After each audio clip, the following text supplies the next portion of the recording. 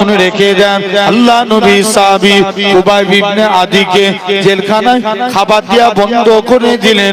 আমার আল্লাহ জিবরাইল আমিনকে পাঠিয়ে দেয়, হে হযরত জিবরাইল চলে যাও, চলে যাও, আমার খুবাইবের কাছে চলে যাও। আমার খুবাইব, আমি আল্লাহ আমাকে ডাকে, আমার খুবাইবকে জান্নাতি খাবার পৌঁছে দাও। খুবাইব জেলখানায় জান্নাতি খাবার খায়। মক্কার কাফেররা বলে, খুবাইব তোমাকে 20 দিন না খা না দাও অবস্থায় রেখে দিলাম, এখনো তোমার কিছু হয় না।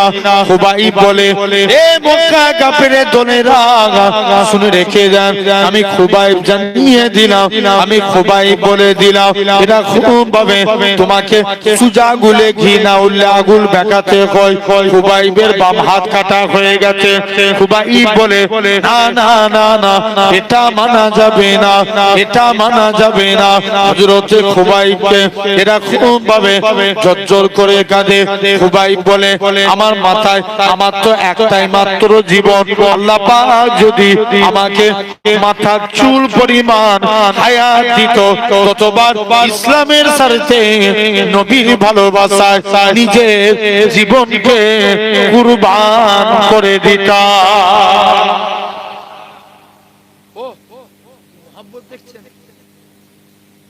তাহলে ভাবো আজকে সেই জায়গায় আমি বসেছি, খবরদার আল্লাহর দিকে ফিরে আসেন, বলো ইনশাআল্লাহ।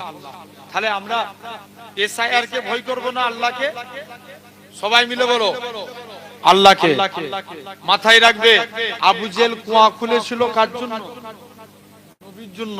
সেই কুয়ায় পড়েছিল কে? আবু জেল। এরা কুয়া খুলছে মুসলমানের জন্য। এবার বাদ বাকিটা আপনারা বুঝলেন, শুনছেন না?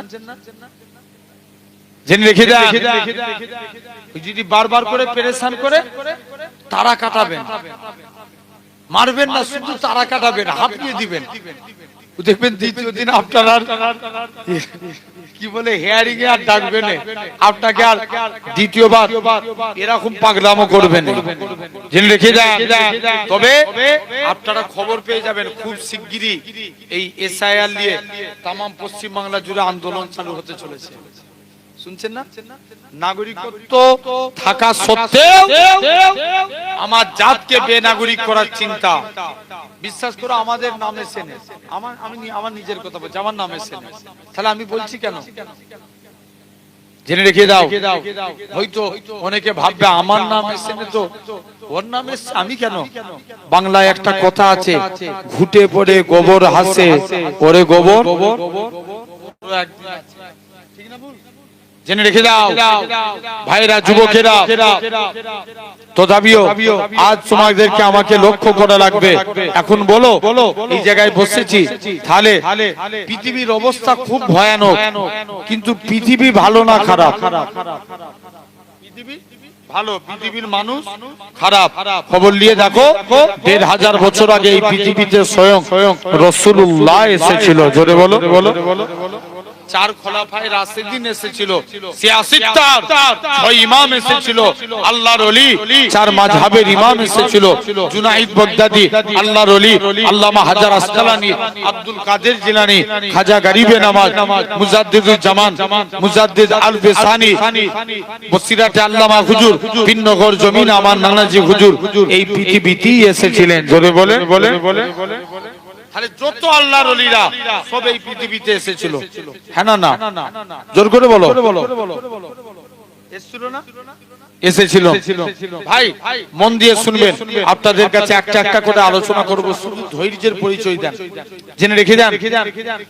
তাহলে খবর নিয়ে দেখো, পৃথিবী ভালো, পৃথিবীর অবস্থা খারাপ।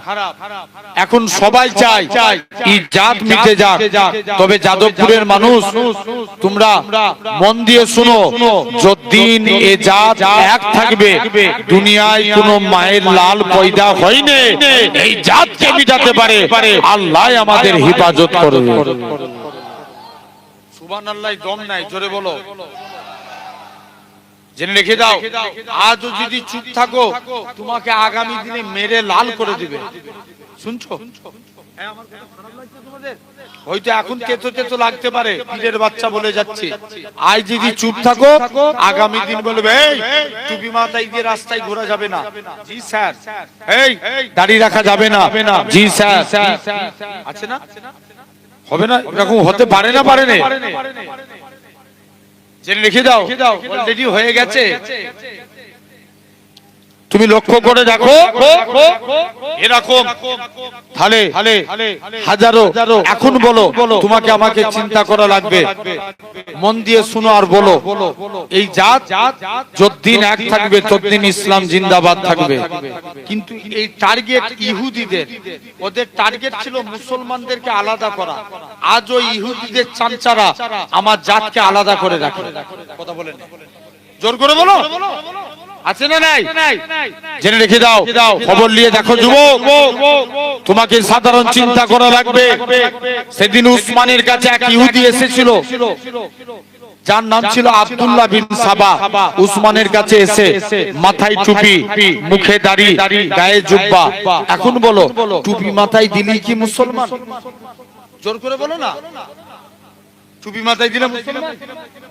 ভোটের আগে এই তো রমজান মাস এসছে, আর 20-22 দিন বাদ কি 20-25 দিন পর রমজান আসতে চলেছে।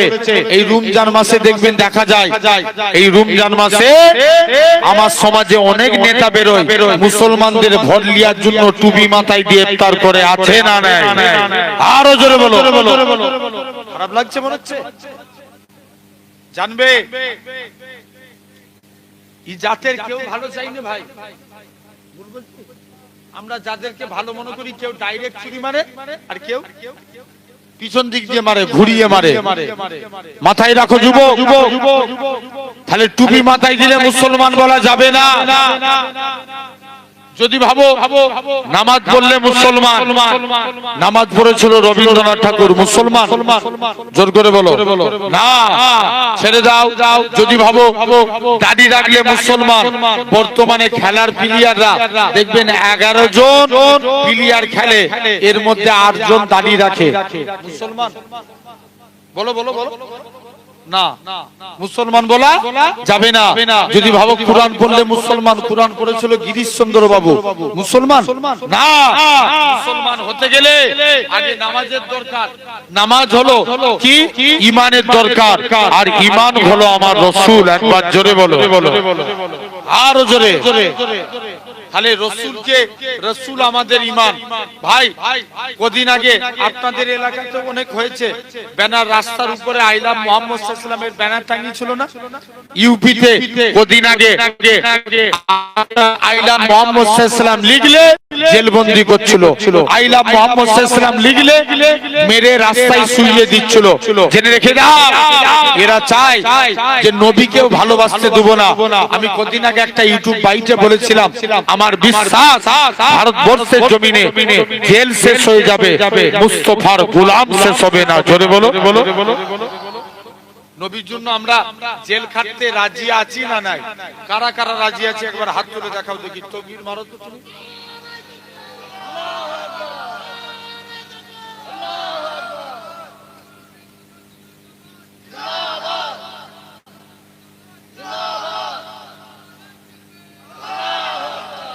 মাথায় রাখবেন যুবক, তাহলে আজ তোমাকে আমাকে ভাবা লাগবে, নবীর জন্য তো আমরা জেল খাটতে রাজি।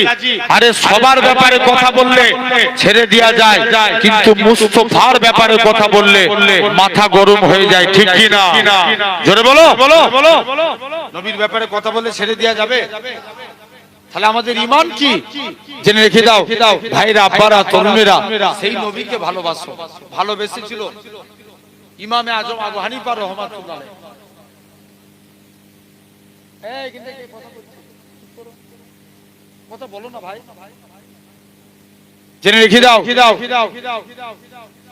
নবীর ব্যাপারে, কারণ ভালোবেসেছিল ইমামে আজম আবু হানিফা।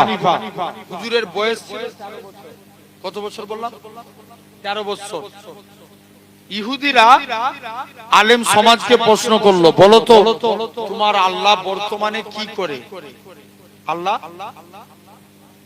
মন দিয়ে একদম র‍্যাপ অ্যাটেনশন, গভীর মনোযোগ দিয়ে ওয়াজ শুনো। আল্লাহ বর্তমানে কি করে? তোমার আল্লাহর আগে কে আছে? তোমার আল্লাহ একা তাম পৃথিবীকে কেমন করে কন্ট্রোল করে? তোমাদের নবী যে মিরাজে গিয়েছিল কোন আসমানের কোন গেট ভেদ করে আর সে মহল্লায় গিয়েছিল? প্রশ্ন কটা হলো?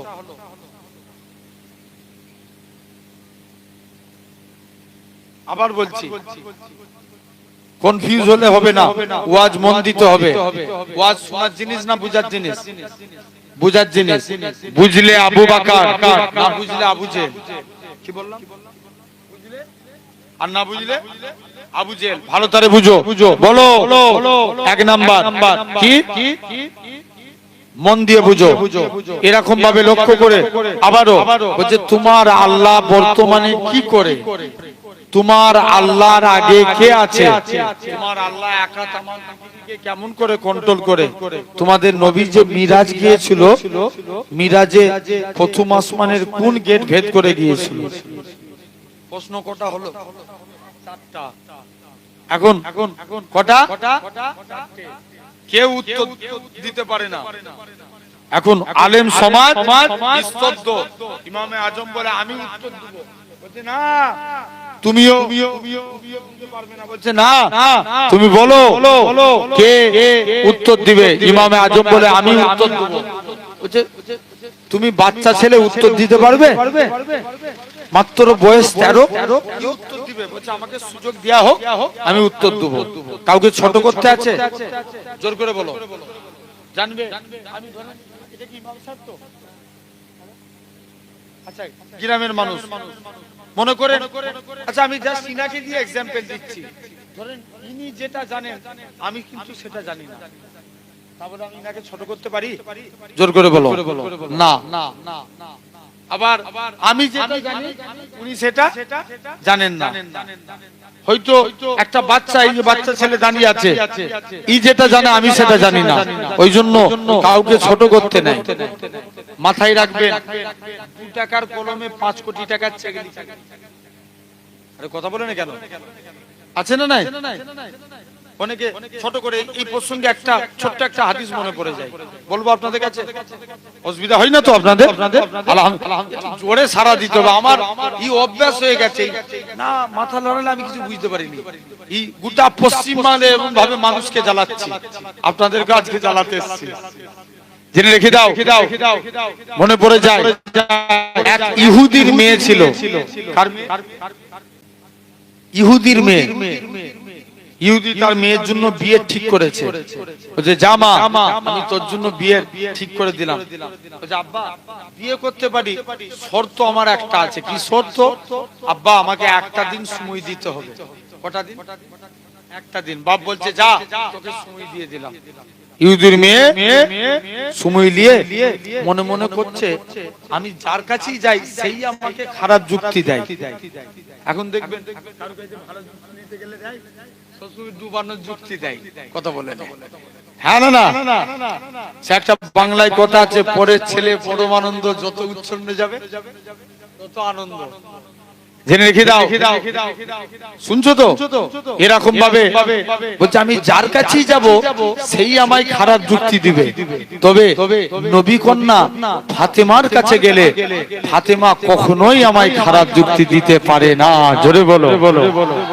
মাশাআল্লাহ, এই তো এটাই চাই আপনাদের কাছে। শুধু সামনের গুণ বলবেন আর পিছন। তোমরা কিন্তু খারাপ করছো খুব। হ্যাঁ না, তো ভিতরে এসো না, আমার সামনেটা এসো। আমি যুবকদেরকে অনেক ভালোবাসি আর আল্লাহ সকল করে বলছি এরাও আমাকে অনেক ভালোবাসে।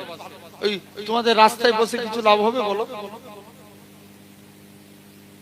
যারা কমিটির লোকেরা যারা কাজ করছে তাদের ব্যাপারটা আলাদা। কি এখন বিরিয়ানি না কি করে বিরিয়ানি হয়েছে আলহামদুলিল্লাহ, আর বিরিয়ানি প্যাকেট করবে তাদের ব্যাপারটা আলাদা। কিন্তু আদার্স যারা ওয়াজ শুনতে এসছো তোমরা মজলিসে এসে বসো। জেনে রেখে দাও ভাইয়ের আব্বারা তরুণেরা আসো মন দিয়ে আমার কথা বাপ শুনে জেনে রেখে দাও। এরকম ভাবে এখন ইহুদি মনে মনে তোমরা সামনে চলে এসো, আমি কিচ্ছু বলবো না তোমাদেরকে, ভাই ভাই বলতো এই তোমাদেরকে সামনে বসে আছো বলে কিচ্ছু জিজ্ঞেস করিনি। আলহামদুলিল্লাহ, এটাই তো ভালোবাসা। আল্লাহ কবুল করে নেন। সোনার ভাইরা, এই তো এই জায়গাটা আল্লাহ কবুল করেন। জেনে রেখে দেন। তো এরকম ভাবে ফাতেমার কাছে গেলেন। বলছে ফাতেমার কাছে গেলে ফাতেমা কখনো খারাপ যুক্তি দিতে পারে না। চলো ফাতেমার কাছে যাই। মুসলমান ঘরের ছেলে মেয়েরা, আব্বারা, তরুণেরা, হে নবী প্রেমিকেরা, ওই ইহুদির মেয়েখানা এরকম ভাবে দৌড়ে দৌড়ে ফাতেমার কাছে চলে গেলেন। ফাতেমা, আমার আব্বা আমার জন্য বিয়ে ঠিক করেছে, আমি কি বিয়েতে রাজি হব? ফাতেমা বলে, কোন ইহুদি বাপ মা সন্তানের জন্য কখনো খারাপ চাই না। তুমি তোমার আজকে দিনে তুমি তোমার বাপ মা সন্তানের জন্য কখনো খারাপ চাই না। কোন ইহুদি শুনে রেখে দাও, আজকের দিনেতে তুমি এখান থেকে চলে যাও। হে কোন ইহুদি শুনে রেখে দাও, তুমি তোমার বাপ মায়ের কথা মতো বিবাহ করে নাও। ইহুদির মেয়েখানা বলে, তবে ফাতেমা তোমাকে আমার বিয়েতে যাওয়া লাগবে। ফাতেমা বলে, আমি তো মুসলমান, তোমরা হলে ইহুদি, তোমাদের সঙ্গে আমাদের মিল হয় না, তবে কেমন করে তুমি বলো? বলে না, তুমি আমার বিয়েতে না গেলে আমি তো বিয়ে করব না। ইহুদির মেয়েকে ফাতেমা বলে, কোন ইহুদি আল্লাহ পাক যদি রাজি থাকে আমি ফাতেমা তোমার বিয়েতে যাব। চলে যাও, আমি ফাতেমা তোমার বিয়েতে যাব। এখন ইহুদি বাপের কাছে কতদিন সময় চেয়েছিল? এই তো মনে আছে, বাহ, একদিন সময় চেয়েছিল। আব্বা একদিন সময় চেয়েছিলাম, মিটে গেছে। আব্বা আজকের দিনে আপনার পছন্দের ছেলেকে আমি বিয়ে করতে রাজি। ও যে ঠিক আছে, তবে তুমি চলে যাও। আজকের দিনে তোমার পছন্দের বাপ তাড়াতাড়ি করে ছেলে ঠিক করে দিন ঠিক করে ফেললো। দিন ঠিক করে আর ফাতেমার সঙ্গে বিয়ে দিবে। এই সরি, ইহুদির মেয়ের বিয়ে হবে। ইহুদির মেয়ে বলে, আব্বা আমার অনেক বন্ধু বান্ধবী আছে, সবাইকে দাওয়াত করেছি, তবে আব্বা আজকের দিনে আমি নবী কন্যা ফাতেমাকে দাওয়াত করেছি। ও যে খবরদার তাকে দাওয়াত করে তুই চলে যা, ফাতেমাকে দাওয়াত করা লাগবে না, চলে যা। ফাতেমা আমাদের বিয়ে বাড়িতে এলে আমাদের স্ট্যাটাস নষ্ট হয়ে যাবে। কি নষ্ট হবে? স্ট্যাটাস। কি করছে ফাতেমাকে? কি করছে এখানে? অপমান, ছোট করছে। খবরদার, আমাদের বিয়েতে কত নামি দামি ব্যক্তি আসবে, আর ফাতেমা ছিঁড়া ফাটা তালি দিয়া জামা পরে আসবে, তুমি ফাতেমাকে দাওয়াত করছো? পালাও। এটা মানা যাবে না। ফাতেমাকে ইহুদির মেয়ে বলছে, আব্বা তবে আমারও একটা জেদ, ফাতেমা বিয়েতে এলে বিয়ে হবে, নচেত বিয়ে হবে না। জোরে বলো। চাপ দিয়ে দিয়েছে, বাপ আর কি করবে? বলছে ঠিক আছে, তোর শর্ত মানতে রাজি, তবে ফাতেমা বিয়ে বাড়িতে এলে ফাতেমাকে নতুন কাপড় পরে আসা লাগবে। কি করে? নতুন কাপড় পরে। ইহুদির মেয়ে বলছে, ফাতেমা নতুন কাপড় পরে আসবে। যাই, ফাতেমা যদি নতুন কাপড় তো নেয়, ফাতেমা কাপড় কোথায় পাবে? নতুন কাপড় নাই, চলে যাও, ফাতেমার কাছে যাই। মুসলমান ঘরের ছেলে মেয়েরা, আব্বারা, তরুণেরা, হে নবীর গোলামেরা, শুনে রেখে দেন, ইহুদির মেয়েখানা আল্লাহ নবী বেটি ফাতেমা রাদিয়াল্লাহু তাআলা আনহার কাছে আবারও চলে গেলেন। ফাতেমা তোমাকে আমার বিয়েতে যাওয়া লাগবে। ফাতেমা বলে, ঠিক আছে আমি তোমার বিয়েতে যাব, তবে ফাতেমা তোমাকে আমার বিয়েতে নতুন কাপড় পরে যাওয়া লাগবে। ফাতেমা বলে, না না না না, এটা মানা যাবে না, আমার তো নতুন কাপড় নাই, আমি কোথায় কাপড় পাবো? ফাতেমা বলে, কোন ইহুদি শুনে রেখে দাও। ইহুদি বলে, কোন ফাতেমা দরকার হয় আমি তোমায় একটা কাপড় দান করে দেব। ফাতেমা বলে, কোন ইহুদি তুমি আমায় কি কথা শোনালে? আমার আব্বা জান যদি দুনিয়ার সম্পত্তি চাইতো, আমার আল্লাহ পাক তামাম পৃথিবীর সম্পত্তিকে আমার আব্বা আব্বা জানের কদমে রেখে দিতে।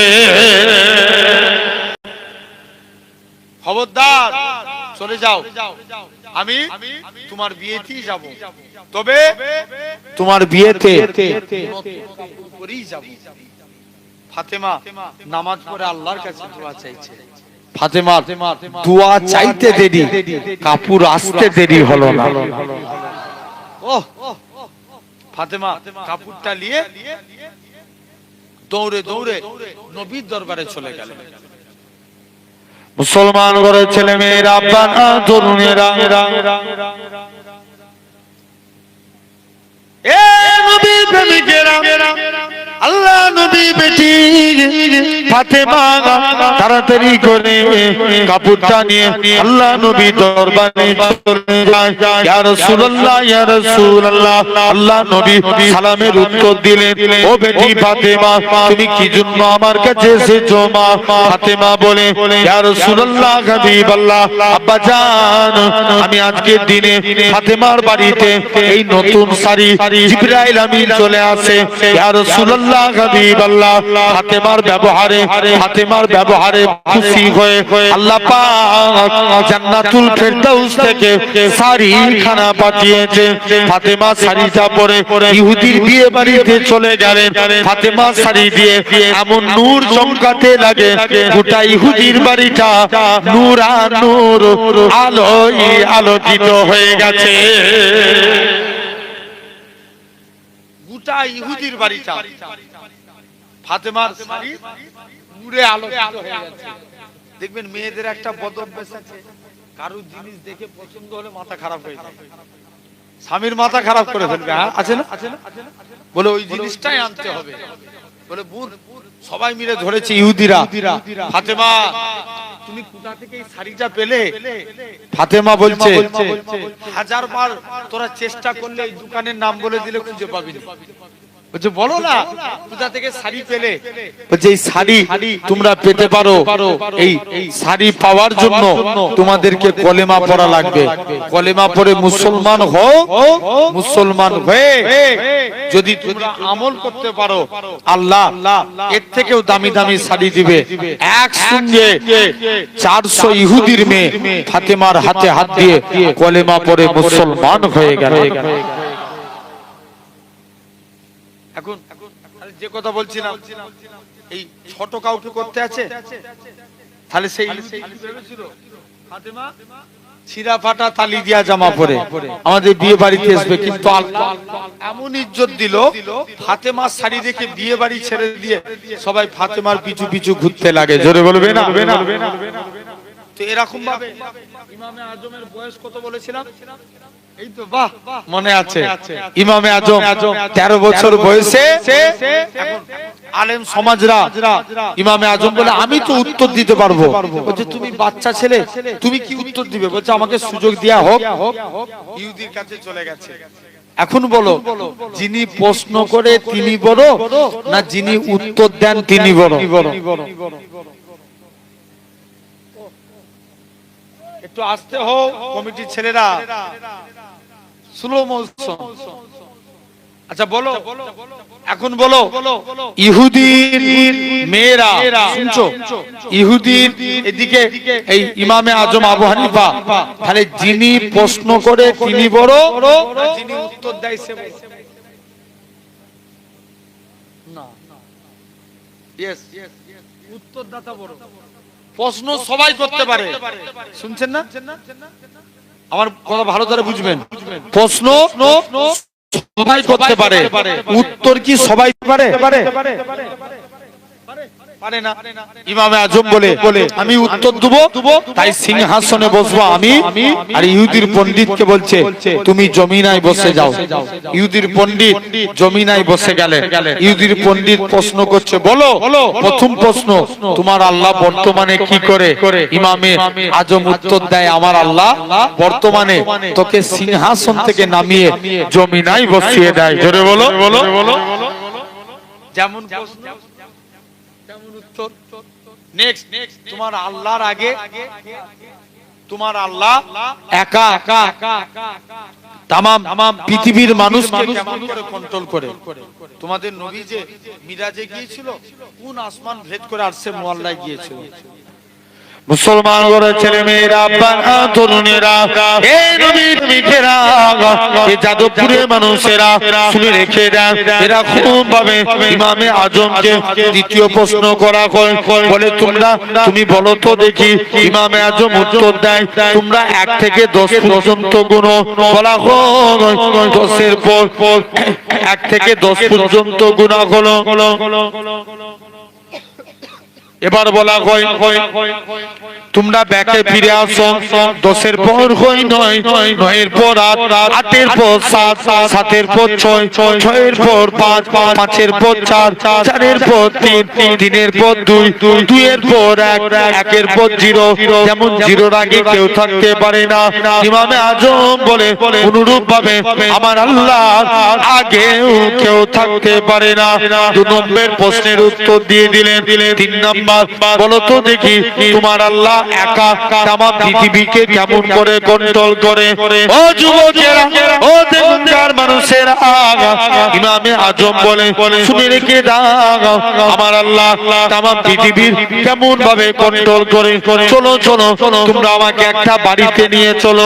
গোটা বাড়িটা অন্ধকার বাড়ি, অন্ধকার বাড়িতে মাঝখানে একটা আলো জ্বালিয়ে দিলে গোটা বাড়িটা আলোকিত হয়ে যায়।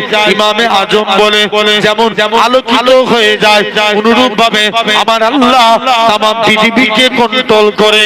4র্থ নম্বর প্রশ্ন, তোমাদের নবী যে মিরাজে গিয়েছিল প্রথম আসমানের কোন গেট ভেদ করে আরশে মুআল্লায় গিয়েছিল? ইমামে আজম বলে অনেক দিন যদি একটা ডিমকে রেখে দেওয়া হয়, যেমন ডিমের মধ্যে মুরগির বাচ্চা বেরোনোর জন্য ডিমের কোনো গেট লাগে না, অনুরূপ ভাবে আমার আল্লাহ ইচ্ছা করলে যেদিক দিয়ে ইচ্ছা করবে তাম পৃথিবীর মানুষকে আমার আল্লাহ আমার নবীকে যেদিক দিয়ে ইচ্ছা করেছে আরশে মুআল্লায় করেছে। এই নওজোয়ান যুবকেরা, ইমামে আজম এভাবে 4টে প্রশ্নের উত্তর দিয়ে দিলেন। ইহুদির পণ্ডিতরা বলে ও ইমামে আজম হুজুর হাতটা না বাড়িয়ে দেন, আজকের দিনে আমরা ইমানে কালেমা পড়ে মুসলমান হয়ে গেলাম। তাহলে ভাবো সেই নবীর ব্যাপারে কেউ কথা বললে ছাড় আছে? জোর করে বলো, কোন ছাড় আছে? কোন ছাড় নাই। তাহলে নবী আমাদের জীবন, নবী আমাদের কলিজা।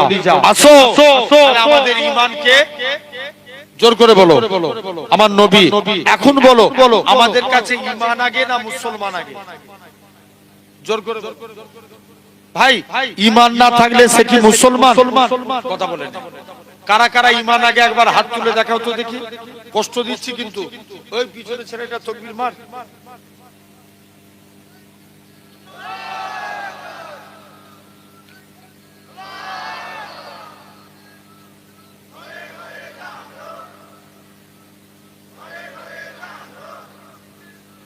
ঘরে যা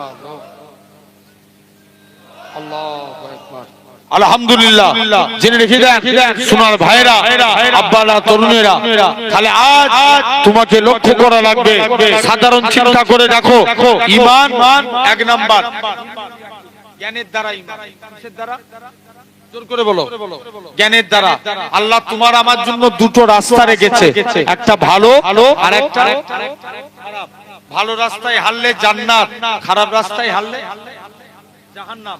আমরা ভালো রাস্তায় হাঁটবো না খারাপ রাস্তায় হাঁটবো, এটা কিসের দ্বারা সিলেক্টেড করি? জ্ঞানের দ্বারা, ব্রেনের দ্বারা। এটার নাম ইলমুল ইয়াকিন।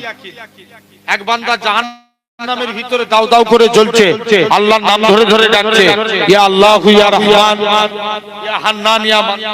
তুই ডাকছিস কেন? আল্লাহ, জাহান্নামের ভিতরে জ্বলছি, আমার এই শরীরে জাহান্নামের কষ্ট আল্লাহ সহ্য করতে পারবো। কি চাস? জাহান্নামের গাছে বসতে চাই, তাই করে দিলাম। আর ডাকবি আল্লাহ জান্নাতের গেটে জাহান্নামের গেটে বসতে চাই, যা তাই করে দিলাম। আর ডাকবি আল্লাহ জান্নাত জাহান্নামের মাঝখানে যেতে চাই, যা তাই করে দিলাম। আর ডাকবি আল্লাহ একবার কি জান্নাতের গেটের কাছে বসতে পারবো না? একবার জোরে হবে না? আরো জোরে বলো। বান্দা চালাক না বোকা? ছিল কোথায়? বলে বাবা তুই এত জিজ্ঞেস করে জ্বালাইনি, রাগ করছো নাকি? মন কোন দিকে আছে? এখন মন কোন দিকে আছে? জলসার দিকে। যদি আমি না জিজ্ঞেস করি, তোমরা এই উত্তর না দিতে পারো, তোমার মন ঠিক আছে ঘুমিয়ে ঘুমিয়ে শুনি আছে না নাই? এই রাত্রে ওয়াজ করা কঠিন, শীতের রাত 12:30 মানে বিরাট ব্যাপার। কথা বলেন না না, তখন শুধু করে আছে না ভাইরা বাপেরা, শুনে রেখে দাও। এখন চলে গেছে আল্লাহ, একবার কি জান্নাতের ভিতরে পা রাখতে পারবো না? মুসলমান ঘরের ছেলে মেয়েরা, তরুণেরা, এ নবী প্রেমিকেরা, আমার আল্লাহ জানিয়ে দেয়, ওই আমার বান্দারে, আমি আল্লাহ তোকে জাহান্নাম থেকে বের করে জাহান্নামের গাছে বসিয়েছি। জাহান্নামের গাছ থেকে আমি আল্লাহ তোকে জান্নাত জাহান্নামের মাঝখানে এনেছি। জান্নাত জাহান্নামের মাঝখান থেকে আমি আল্লাহ তোকে জান্নাতের মনোরম দৃশ্য দেখিয়েছি।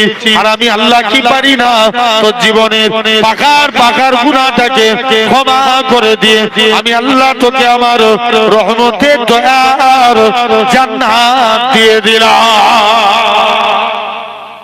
যা, আমি আল্লাহ তোকে জান্নাত দিলাম। আবারও কিয়ামতের দিন এক বান্দার আমলনামা ওজন করা হয়ে যাবে, দেখতে পাবে আল্লাহ একটু আমাকে সময় দেয়া যাবে না? বান্দা তুই সময় দিয়ে কি করবি? আল্লাহ দুনিয়ায় আমার কত আত্মীয় স্বজন আছে, তাদের কাছে যাই, কেউ যদি একটা নেকি সাহায্য করে। মুসলমান ঘরের ছেলে মেয়েরা, তরুণেরা, এ নবী প্রেমিকেরা, এরকম ভাবে আমার আল্লাহ জানিয়ে দেয়, ওই আমার বান্দারে, বান্দাটা কেঁদে কেঁদে নিজের বাপের কাছে যাবে। ও জনমদাতা বাপ, আব্বা জান আমাকে একটা নেকি সাহায্য করুন। বাপ বলবে বাবা ছেলে আমি তোকে নেকি দিতে পারবো না। নিজের মায়ের কাছে যাবে, ও জনম দুঃখী মা, মা গো তুমি আমাকে একটা নেকি দাও। মাও তাড়িয়ে দিবে। নিজের ছেলে পুলেদের কাছে যাবে, আমার সন্তানেরা তোমরা আমাকে একটা নেকি দাও। সন্তানেরাও তাড়িয়ে দিবে। এ নওজোয়ান যুবকেরা এরকম ভাবে আস্তে আস্তে করে বান্দা খানা এরকম ভাবে তাড়াতাড়ি করে চলে যাবে। নিজের সন্তানেরাও তাড়িয়ে দিবে। এ নওজোয়ান যুবকেরা আস্তে আস্তে করে বান্দা খানা চলে যাবে। নিজে এরকম ভাবে কেউ একটা নেকি দিবে না। বান্দাটা কাঁদতে কাঁদতে জাহান্নামের দিকে চলে যাবে। আল্লাহ পাক আমি কি একটা নেকি সাহায্য পাবো না? আল্লাহ পাক জানাবে, ওই আমার বান্দারে কে তোকে নেকি দিবে বল। বান্দাটা এরকম ভাবে কাঁদতে কাঁদতে যাবে। ওই বান্দার কষ্ট দেখে একটা বান্দা বলবে, কি হয়েছে? আমার একটা নেকি শর্ট করেছে। আমি আমার বাপের কাছে গেলাম, সেও আমায় তাড়িয়ে দিল। মায়ের কাছে গেলাম, সেও আমায় তাড়িয়ে দিল।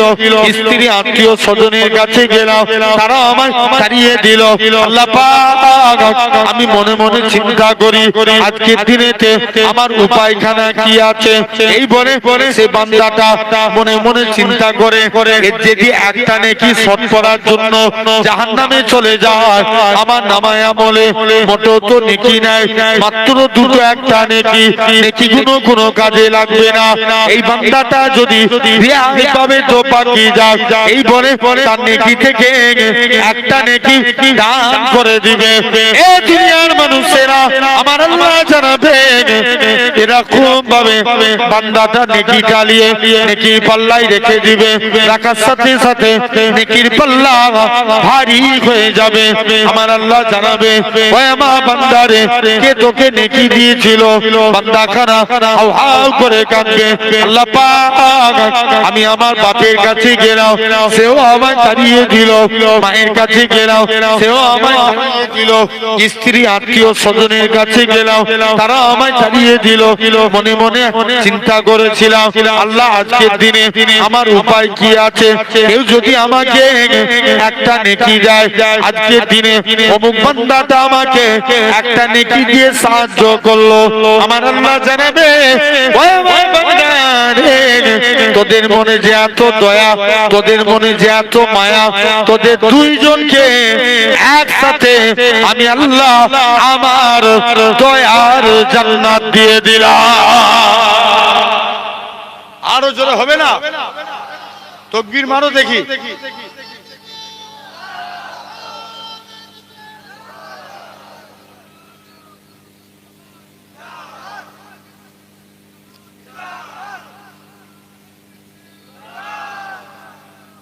আলহামদুলিল্লাহ।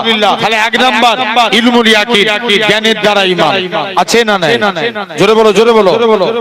দুই নাম্বার আইনুল ইয়াকিন, চোখের দ্বারা।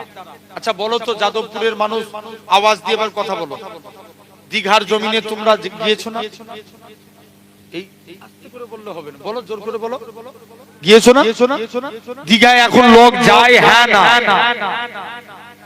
দীঘাতে লোক যায় না?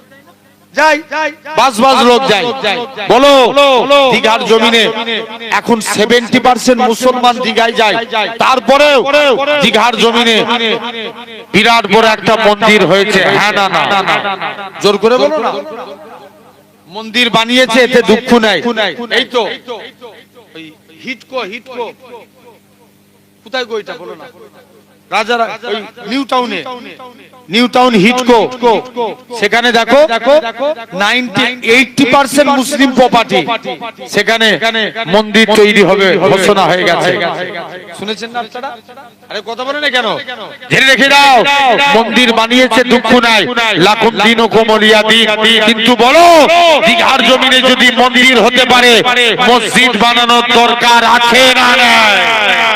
আরো জোরে বলো, আছে না? কারণ এখন তো এরা বলেই দিবে কি আগামী 30 বছর পরে এদের ছেলেরা মন্দির দেখিয়ে বলবে, দীঘা তোদের না পালা, এই দেখ মন্দির, দীঘা আমাদের, তোদের না। কথা বলে। আরে হতে পারে না, পারে না। এখন তো লিঙ্গ দেখিয়ে মসজিদ ভাঙছে।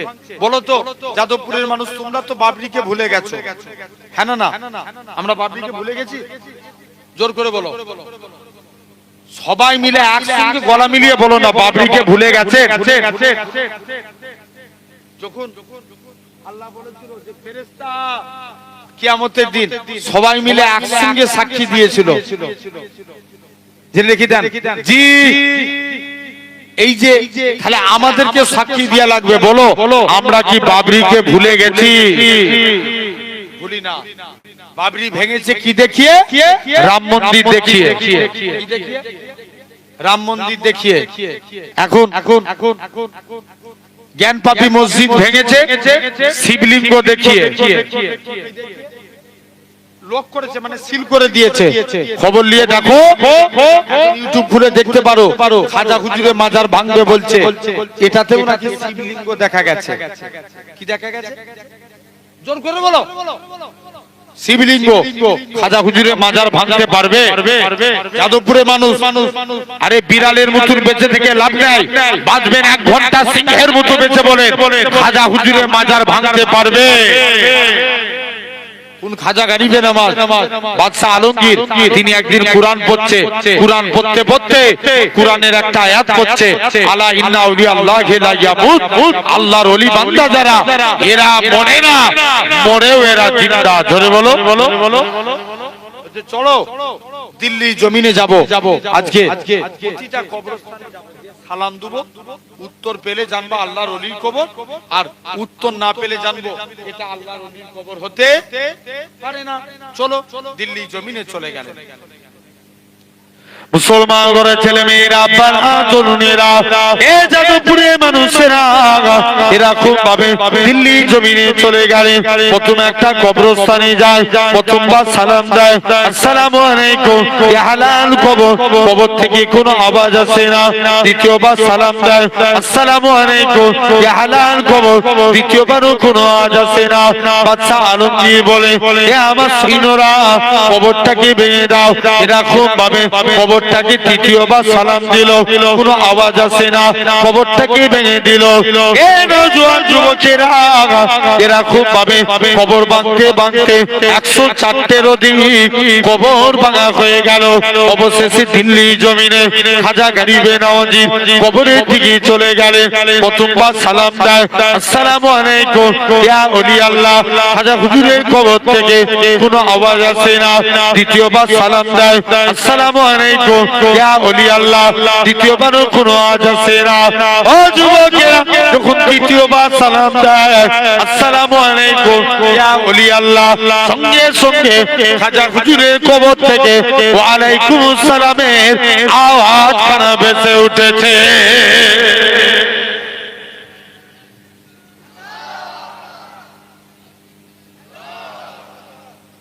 ও সেই খাজা গরিবে নওয়াজ মানবো, যার ওসিলায় একসঙ্গে 40, 90 এরকম নয়, শত হাজার লক্ষ লক্ষ মানুষ একসঙ্গে ইমানের কালেমা পড়ে মুসলমান হয়েছিল। জোরে বলো। সেই খাজা হুজুরের বাজার ভাঙতে গেলে আমাদের প্রতিবাদ করার দরকার আছে না? আরো জোরে বলো। খবর নিয়ে দেখো, এরা চাইছে কি যে স্টেশন গুলো মুসলমান নাম আছে সব বদলি অলরেডি অনেক করেও দিয়েছে, আবার নতুন করে দিতেও চাইছে। জেনে রেখে দাও। হ্যাঁ, শুনছো ভাইরা, আব্বারা, তরুণেরা, তাহলে জানবেন এই আইনুলিয়াকে হাওড়া ব্রিজ ঝুলানো সেতু না, কি সেতু? ঝুলানো সেতু। হাওড়া ব্রিজের দুধারে দুটো পিলার আছে না? তারপরে হাওড়া ব্রিজ ঝুলানো সেতু, হাওড়া ব্রিজের দুধারে দুটো পিলার আছে, কিন্তু আমার আল্লাহ ইয়াসিয়ানকে বিনা খুঁটির দ্বারাই দাঁড় কাটিয়ে রেখেছে। জোরে বলো। আরো জোরে বলো। ভাইরা, আব্বারা, তরুণেরা,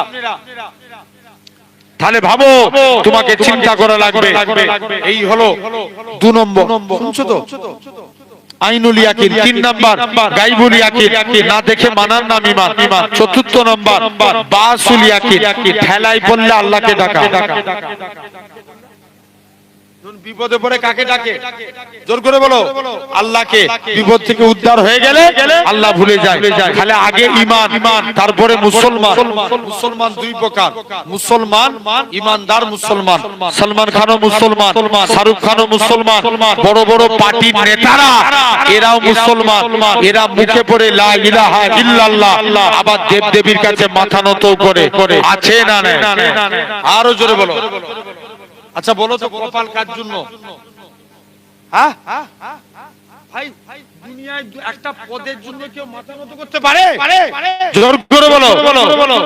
জেনে রেখে দাও ভাইরা, আব্বারা, তরুণেরা, লক্ষ্য করে দেখো, আজ তোমাকে চিন্তা করা লাগবে। সাধারণ গভীর ভাবে তুমি চিন্তা করে দেখো। দিকে দিকে 1 নাম্বার আমাদেরকে হওয়া লাগবে ঈমানদার মুসলমান। জোরে বলে। কি মুসলমান? ঈমানদার মুসলমান। এই খুঁটি না দিলে প্যান্ডেল দাঁড়াতো না। ইসলামেরও 5টা খুঁটি। 1 নাম্বার কলেমা। এখন দিকে দিকে কলেমাকে মিটানোর চেষ্টা চলছে। এই তো কদিন আগে, 2 সপ্তাহ আগে আমার পাশের রাজ্য উড়িষ্যায় একটা বাঙালি যুবককে জয় শ্রীরাম না বলার কারণে পিটিয়ে মারা হয়েছে। খবরে দেখেছেন না? এই 5 লক্ষ কণ্ঠে গীতা পাঠ অনুষ্ঠানের দিন একটা বাঙালি যুবককে মুসলিম শেখ রেজাউল বলে না প্যাটিস বিক্রি করে তাকে মেরে তার মালপত্র নষ্ট করে দিয়েছে। হ্যাঁ না? জোর করে।